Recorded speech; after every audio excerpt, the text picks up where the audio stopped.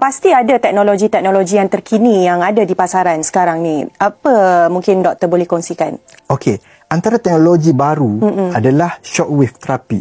Shockwave therapy ni adalah merupakan kita menggunakan low intensity wave di mana kita akan letakkan probe dekat bahagian zat dia dan kita akan transfer daripada kulit dia hingga ke bahagian tengah zat dia untuk kita lakukan microtrauma. Maksud dia macam ni. Contohnya kalau cederakan dia dulu. Cederakan dia. Kenapa kita perlu cederakan? Saya explain.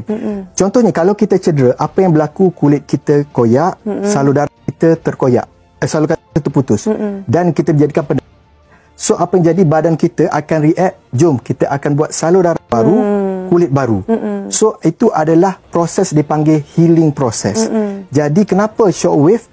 Kita adalah untuk trigger salur darah dekat bahagian dalam zat untuk hasilkan salur darah baru. Sebab kalau kita tak trigger, salur darah itu tidak akan tumbuh. Dan dia umpama kalau orang biasa buat berkenaan dengan muka, dermal.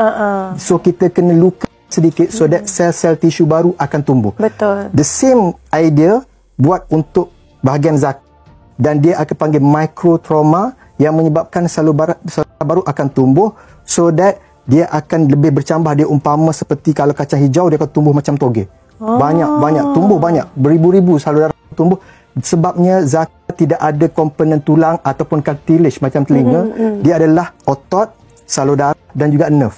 Itu saja. Jadi untuk keras, dia perlukan salur darah yang dipenuhi dengan darah. That's why kita nak tumbuhkan salur darah baru. Sebab ada orang, dia tak nak makan. Setiap kali nak cari ubat, cari ubat. So that secara naturally kita tumbuhkan salur darah baru dengan menggunakan shockwave tadi. Oh, okay. That's a new technology. Teknologi yang pertama kali juga saya dengar.